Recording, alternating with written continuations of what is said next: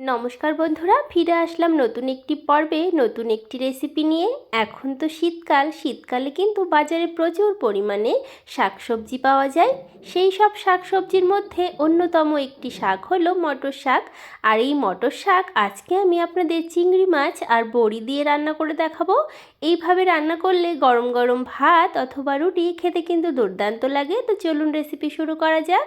তো এখানে আমি মটর শাক নিয়েছি। শাকগুলো ভালো করে বেছে নিয়েছি। শাকের ডগায় যে স্প্রিংয়ের মতো অংশ থাকে সেটা ফেলে দিয়েছি, সাথে ফুলও ফেলে দিয়েছি। শাকগুলো ভালো করে ধুয়ে পরিষ্কার করে নেব। তারপরে শাকগুলো আমি কেটে নিচ্ছি বটিতে। আপনারা চাইলে নাইফের সাহায্যেও কেটে নিতে পারেন। আর শাকগুলো বন্ধুরা আমি একটু কুচি কুচি করে কুচাবো, তাহলে কিন্তু রেসিপিটা বেশি ভালো হবে। তো আপনাদের সঙ্গে কথা বলতে বলতে আমার কিন্তু সমস্ত মটর শাক কুচানো হয়ে গেছে। এদিকে শাকের মধ্যে দেওয়ার জন্য আমি এখানে আলু নিয়েছি। আলু এখন নতুন আলুর খোসা ভালো করে ফেলে দিয়েছি আর ধুয়ে নিয়েছি, প্রচুর বালি থাকে।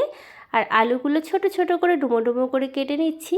যেহেতু ঘন্ট করব, একটু ছোট ছোট করে কাটলেই বেশি ভালো লাগবে। তো আমি দুটো আলু এরকম ছোট ছোট করে কেটে নিয়েছি, ভালো করে ধুয়ে নেব। আর এখানে দেখুন বন্ধুরা, আমি দেশি কুচো চিংড়ি নিয়েছি। আর এই চিংড়ির স্বাদ কতটা আপনারা তো সকলে জানেন। চিংড়িগুলো ভালো করে ধুয়ে পরিষ্কার করে নিয়েছি। এবার সর্ষের তেলের মধ্যে চিংড়ি মাছগুলো দিয়ে দিলাম, সাথে দিয়ে দেব নুন আর হলুদ গুঁড়ো। দিয়ে মাছগুলো ভালো করে একটু লাল লাল করে ভাজবো। আপনাদের কাছে যদি এই কুচো চিংড়ি না থাকে, আপনারা এমনি চিংড়ি দিয়েও কিন্তু করতে পারেন। তো বন্ধুরা দেখুন, চিংড়ি মাছগুলো কিন্তু আমার ভালো করে ভাজা হয়ে গেছে। এবারে একটা পাত্রে মাছগুলো তুলে নিচ্ছি। কড়াইতে আর একটু সর্ষের তেল দিচ্ছি। রান্নাটা বন্ধুরা সর্ষের তেলেই করব।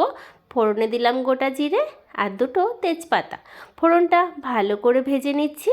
আর এখানে দেশি কলাই ডালের বড়ি ভেঙে রেখেছি, সেই বড়িগুলো দিয়ে দিচ্ছি।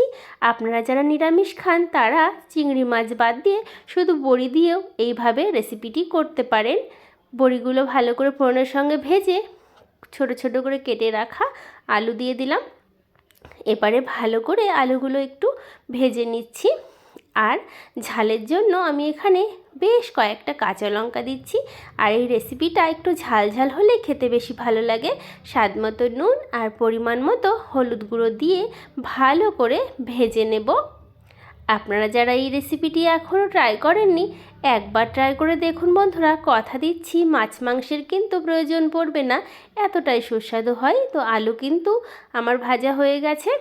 আলু যাতে সেদ্ধ হয় সেই বুঝে আমি জল দিয়েছি। আর এই রেসিপিটি একটু থকথকে মাখো মাখো হবে, তাহলে ভালো লাগবে। কিছুক্ষণ পরে ঢাকনাটা তুলে নিয়েছি। আলুগুলো কিন্তু ভালো মতো সেদ্ধ হয়ে গেছে। একটু নাড়াচাড়া করে আপনাদের দেখাচ্ছি। এবারে কুচিয়ে রাখা মটর শাকগুলো দিয়ে দিচ্ছি। মটর শাক মানে যে কোনো শাকই শীতের এরকম ঝোলে দিয়ে রান্না করলে খেতে বেশি ভালো হয়। মটর শাক, ছোলা শাক, খেসারি শাক, এই শাকগুলো বেশি জাল দিতে নেই, তাহলে কিন্তু টক হয়ে যায়।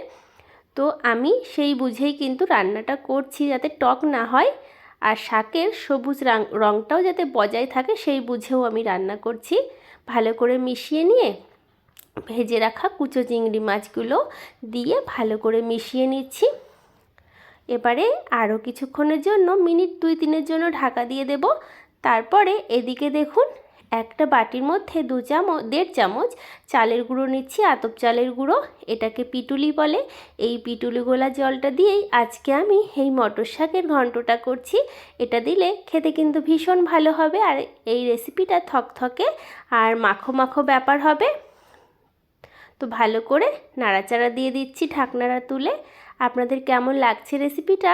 ভালো লাগলে অবশ্যই লাইক, শেয়ার, কমেন্ট, সাবস্ক্রাইব করে পাশের বেল আইকনটা প্রেস করে রাখবেন। এবারে পিটুলির জলটা দিয়ে ভালো করে মিশিয়ে নিচ্ছি। এই রেসিপিটা বন্ধুরা গরম গরম ভাত রুটির সঙ্গে খেতে ভীষণ ভালো লাগে। তো আমি কিন্তু এই শীতে মাঝে মধ্যেই মটর শাক আনলে এই রেসিপিটা ট্রাই করে থাকি। তো সেটাই আমি আপনাদের সঙ্গে শেয়ার করলাম। তো খুন্তি দিয়ে ভালো করে এরকম করে দেখুন, একটু নাড়াচাড়া করে দিচ্ছি। কত সুন্দর লাগছে না বলুন দেখতে, আর কালারটাও কত সুন্দর হয়েছে। একটু টেস্টের জন্য আমি চিনি দিচ্ছি। আপনারা চিনি চাইলে স্কিপও করতে পারেন। তো একটু চিনি দিলে যে কোনো শাক খেতে বেশি ভালো লাগে। তো তো রান্নাটা অলমোস্ট হয়ে এসেছে। তো দেখুন কতটা লোভনীয় হয়েছে, একদম থকথকে মাখো মাখো চিংড়ি মাছ বড়ি দিয়ে মটর শাকের ঘন্ট। তো দেখুন খুব সুন্দর লাগে এরকম করে রান্না করলে। তো রান্নাটা আমার হয়ে গেছে, একটা পাত্রে নামিয়ে নিলাম। আর রান্নাটা খুবই চটজলদি হয়ে যায়। তো গরম গরম ভাত রুটির সঙ্গে পরিবেশনের জন্য তৈরি ঘরোয়া পদ্ধতিতে মটর শাকের ঘন্ট। আপনারা বাড়িতে অবশ্যই ট্রাই করবেন। আর আপনাদের অসংখ্য ধন্যবাদ বন্ধুরা আমার এই সম্পূর্ণ ভিডিওটি দেখার জন্য আর আমার পাশে থাকার জন্য। আপনারা সকলে ভালো থাকবেন, সুস্থ থাকবেন, আর এই রেসিপিটি ট্রাই করে আমাকে জানাবেন আপনাদের কেমন লাগলো। দেখা হবে অন্য ভিডিওতে। ধন্যবাদ।